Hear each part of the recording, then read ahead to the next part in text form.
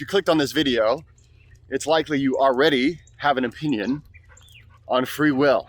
You're either waiting to tell me how wrong I am because you disagree with what I'm going to say, or you might be waiting to tell me how right I am. First, I want to say thank you to Magic Mind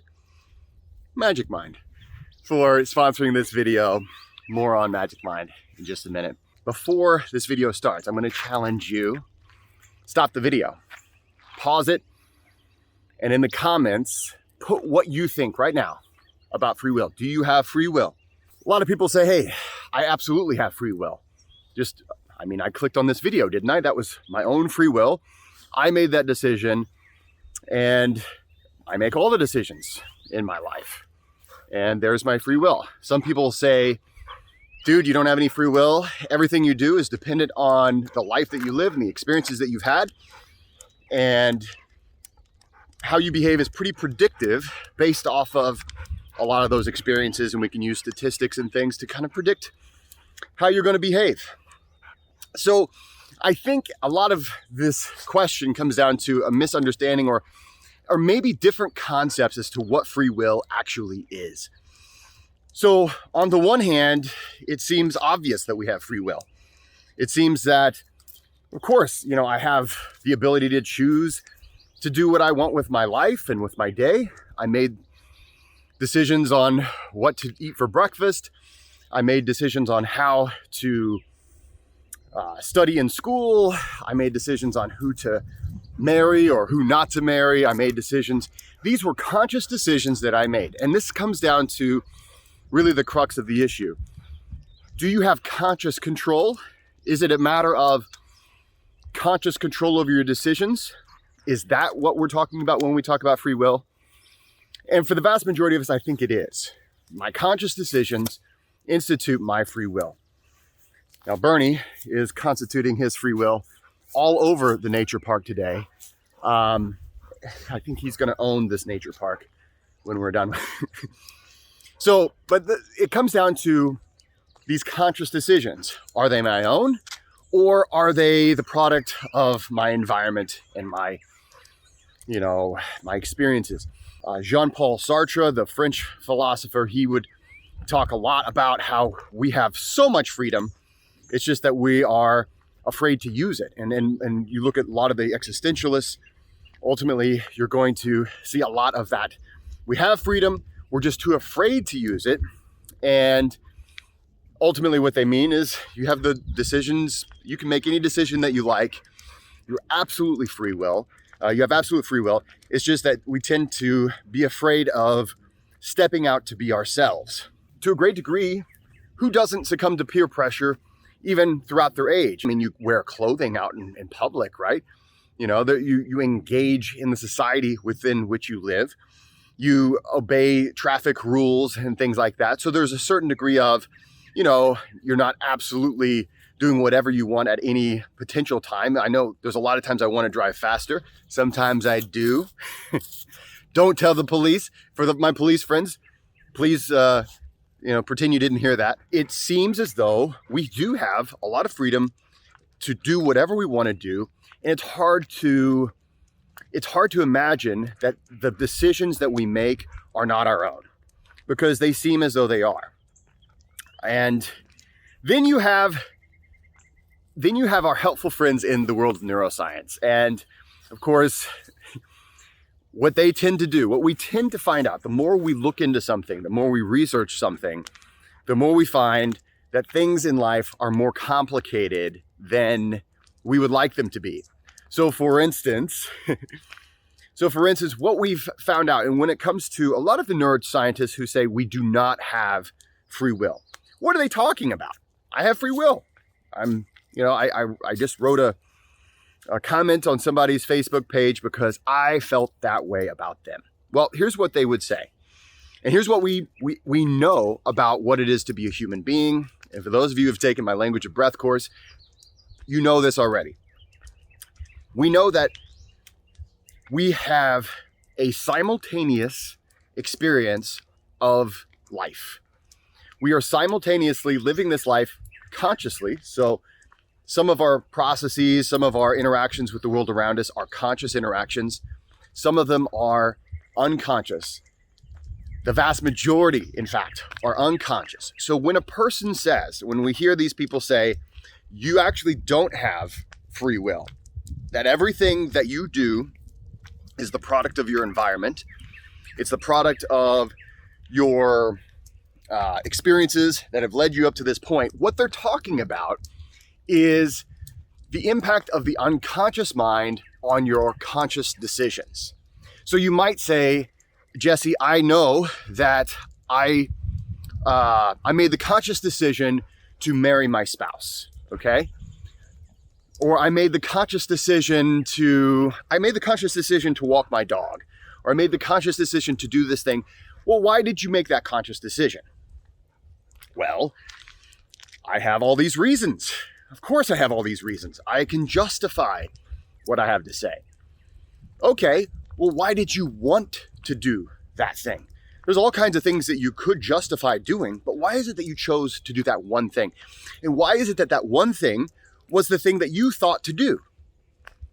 Okay, so if you think about it, when it comes down to the options that you have to think about, why is it that you thought about that thing and not the millions of other things that you could have possibly thought about? Well, this is the effect of the unconscious on your conscious self. So there's my friend, Dr. Otto Music, he hates it when I say this, but I'm going to say it. So sorry, Otto. It's been estimated that about only 5% of our brain function is conscious thinking. 95% of what goes on is unconscious. Now that is me adapting to this environment. That is homeostatic processes, allostatic processes just as a whole. But all of those things impact what I think about. So the idea that, okay, what should I be doing right now? I'm not consciously going through all of the possible ideas of what possibly could be done at this moment. My unconscious is going to give me some options that it feels are important. It feels are worth thinking about. So it's still you, right? So a lot of times we believe that the unconscious part of ourselves is like something other than me, that the only part of me is my conscious me. It's still you, okay? But it's not your conscious self.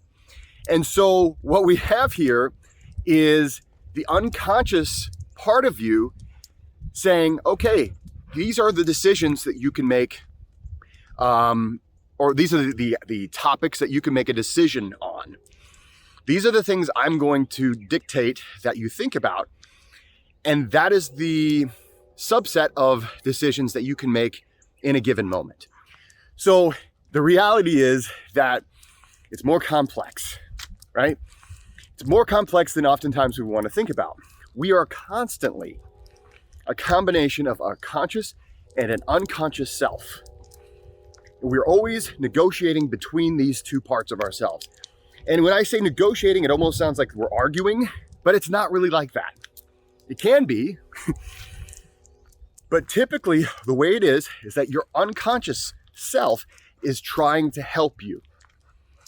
And it's not always correct. And that's why we have to make conscious decisions to put us in the best possible place we can be. Now, one conscious decision that I like to make, here's a cool transition, is to use Magic Mind. Magic Mind is sponsoring this channel, and I do appreciate your help. Thank you for sponsoring this video, I should say. Magic Mind is an all-in-one natural nootropic that helps me focus, and actually I take it every single day. I've already taken mine today, or else I would take it right in front of you. So the question comes down to, how do we take actions to improve our chances of making the choices that we want to make?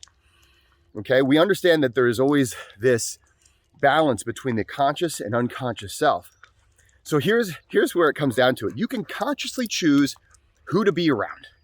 Here's that old-timey wisdom that mom and dad used to say, that, or your grandma and grandpa used to say, or positive influences in your life. Maybe I'm the first person to say it.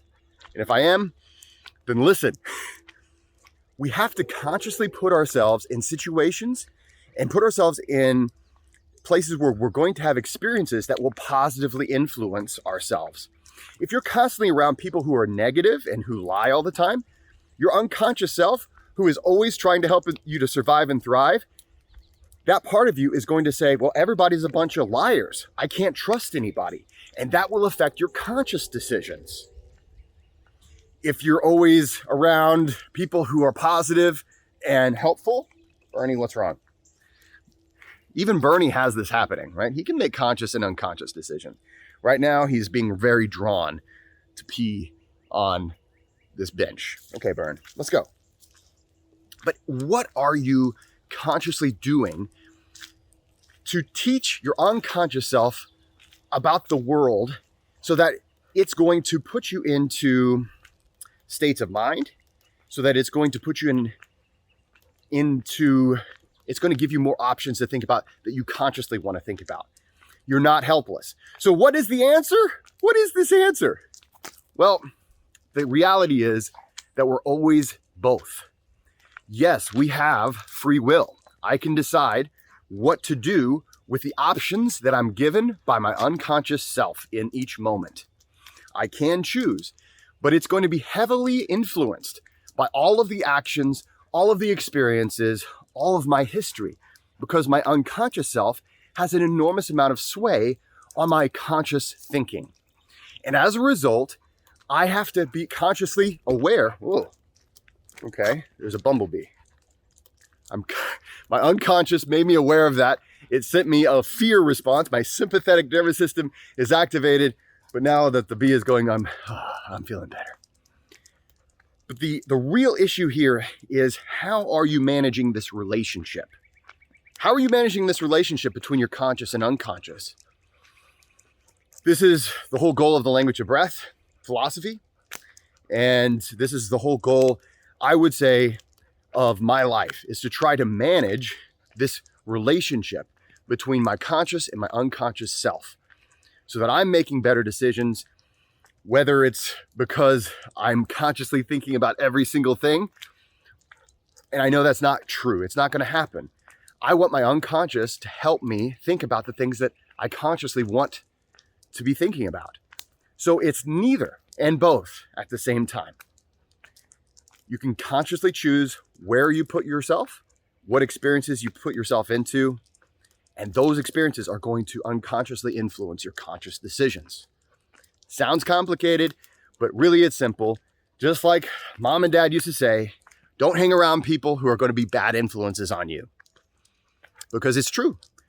That will narrow the number of things you can think about, the number of ways that you can think about the world, and that's going to affect your conscious free will.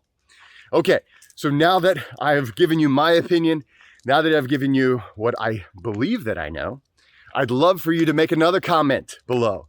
What do you think about this? What do you think about this talk that I gave today?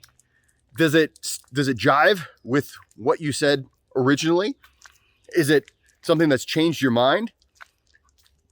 Can you consciously make a mind change, or does that unconscious self say, no, don't listen?